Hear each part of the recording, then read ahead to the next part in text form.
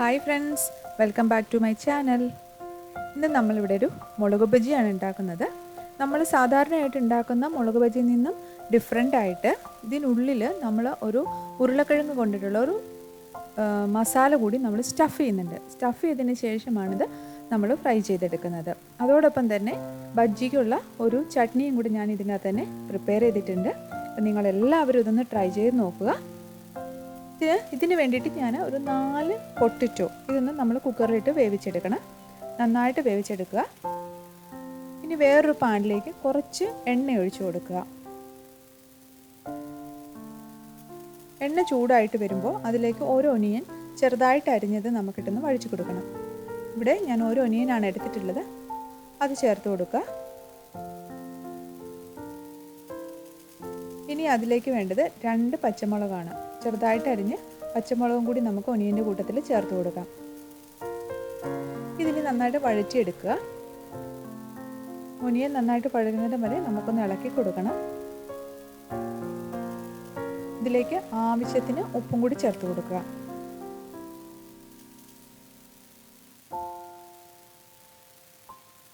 പച്ചമുളകും ഒനിയനും വാടി വന്നിട്ടുണ്ട്.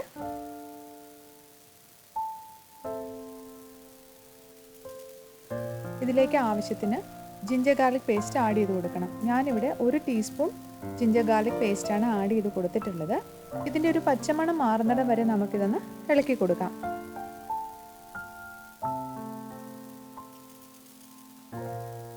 എല്ലാം നന്നായിട്ട് വഴന്ന് വന്നിട്ടുണ്ട്. ഇനി അതിലേക്ക് പൊടികളാണ് ചേർക്കേണ്ടത്. ടർമറിക് പൗഡർ ഒരു 1/4 ടീസ്പൂൺ, പിന്നെ കാശ്മീരി ചില്ലി പൗഡർ ഒരു 1/2 ടീസ്പൂൺ, ഗരം മസാല 1/4 ടീസ്പൂൺ, പിന്നെ ഞാനിവിടെ ചാറ്റ് മസാല ഒരു 1/4 ടീസ്പൂൺ ചേർത്തിട്ടുണ്ട്. അത് നിങ്ങൾക്ക് വേണമെങ്കിൽ മാത്രം ചേർത്താൽ മതി.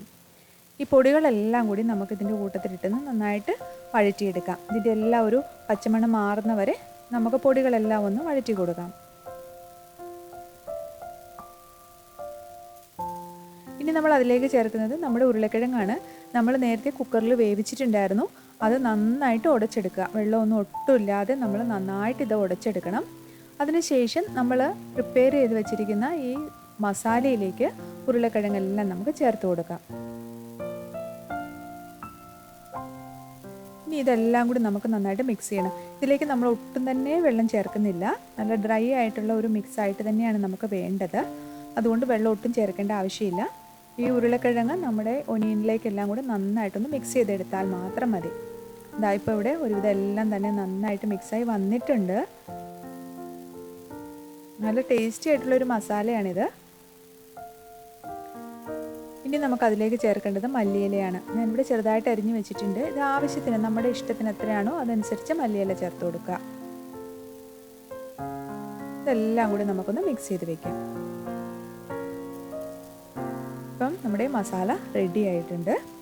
ഇനി ഞാനിവിടെ ബജ്ജിമുളക് എടുക്കുകയാണ്. ബജ്ജിമുളക് നമ്മളിത് ഒരു സൈഡ് മാത്രം ഒന്ന് ഓപ്പൺ ചെയ്തിട്ട് അതിനുള്ളിലുള്ള കുരുവെല്ലാം നമ്മളെടുത്ത് മാറ്റണം. ഫുൾ 2 സൈഡ് നമ്മൾ ഓപ്പൺ ചെയ്യേണ്ട ആവശ്യമില്ല. ഒരു സൈഡ് മാത്രം ഇതുപോലെ ഞാനിതിൽ ചെയ്തിരിക്കുന്ന പോലെ തന്നെ നിങ്ങൾ ഒരു സൈഡ് ഒന്ന് ഓപ്പൺ ചെയ്യുക.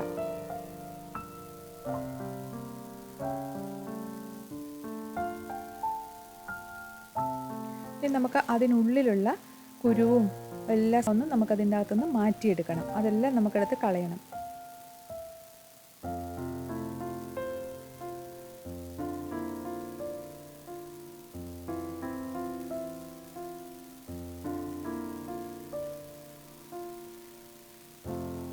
ഇത് കുരുവോടുകൂടി നമ്മൾ ഫ്രൈ ചെയ്തെടുക്കുമ്പോൾ നല്ല എരിവായിരിക്കും. അപ്പോൾ കുട്ടികൾക്കൊക്കെ കൊടുക്കാൻ ഭയങ്കര എരിവായിട്ട് അവർക്ക് കഴിക്കാൻ ബുദ്ധിമുട്ടുണ്ടാവും.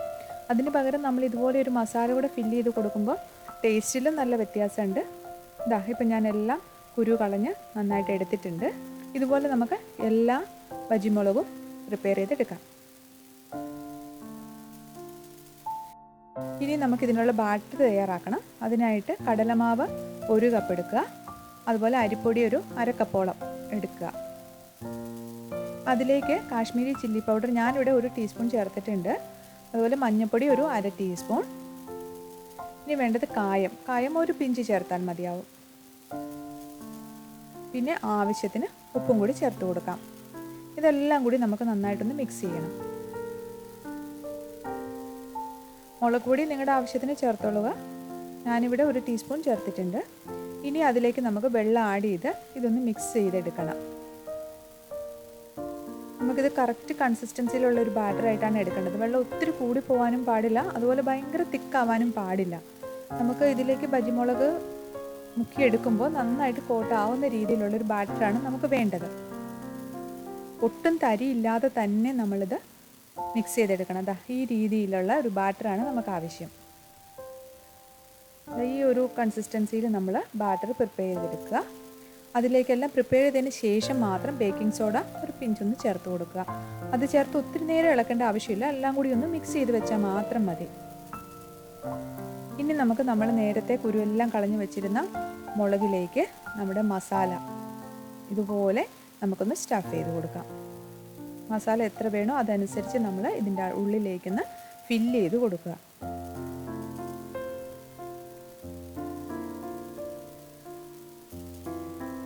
ഇതുപോലെ നന്നായിട്ട് മസാല ഫില്ല് ചെയ്ത് നമുക്കെടുക്കാം.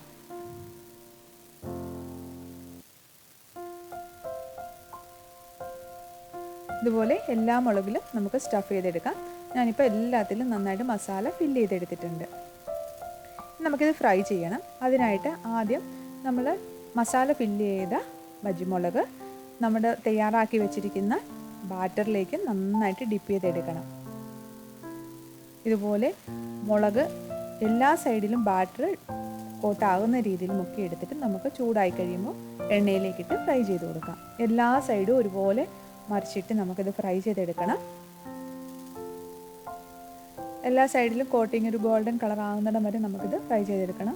നിങ്ങൾ തീ ഒത്തിരി കൂട്ടി വെച്ചിട്ട് വേവിക്കേണ്ട ആവശ്യമില്ല, കാരണം നമുക്കിതിനുള്ളിൽ മുളകൊന്ന് വെന്ത് വരണം, അതുപോലെ കോട്ടിങ്ങും വേവണം. അതിനുള്ളിലുള്ള പൊട്ടറ്റോ നമുക്ക് നന്നായിട്ട് വെന്തതാണ്. ഇപ്പോൾ എല്ലാ സൈഡും ഗോൾഡൻ ആയിട്ടുണ്ട്. നമ്മുടെ ബജ്ജി റെഡി ആയിട്ടുണ്ട്. അപ്പോൾ നിങ്ങൾക്ക് ഇതിൽ കാണാം സ്റ്റഫ്ഡ് പൊട്ടറ്റോ ബജ്ജി നമുക്ക് റെഡി ആയിട്ടുണ്ട്.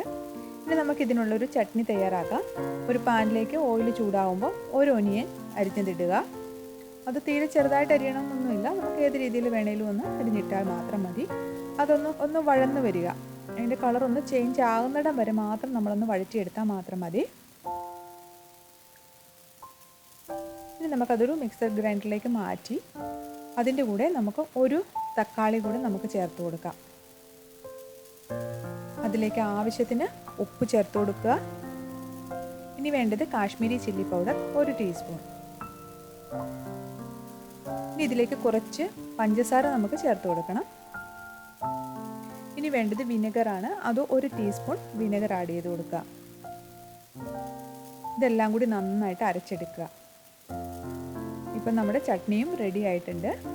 ഇപ്പോൾ സ്റ്റഫ്ഡ് മുളക് ബജിയും റെഡി ആയിട്ടുണ്ട്. അതുപോലെ അതിന് ചട്നിയും നമ്മൾ റെഡിയാക്കി എടുത്തിട്ടുണ്ട്. നല്ലൊരു കോമ്പിനേഷനാണ്. അതുപോലെ തന്നെ നമ്മൾ സാധാരണ ഉണ്ടാക്കുന്ന ബജിയേക്കാളും നല്ല ടേസ്റ്റി ആയിട്ടുള്ള ഒരു ബജിയാണിത്. എല്ലാവരും ഇതൊന്ന് ട്രൈ ചെയ്ത് നോക്കുക. കുട്ടികൾക്കൊക്കെ വളരെ ഇഷ്ടമാകും. നിങ്ങളുടെ ഫീഡ്ബാക്ക്സ് അറിയിക്കുക. നിങ്ങൾ ഇതുവരെ തന്ന എല്ലാ സപ്പോർട്ടിനും ഒരുപാട് താങ്ക്സ്.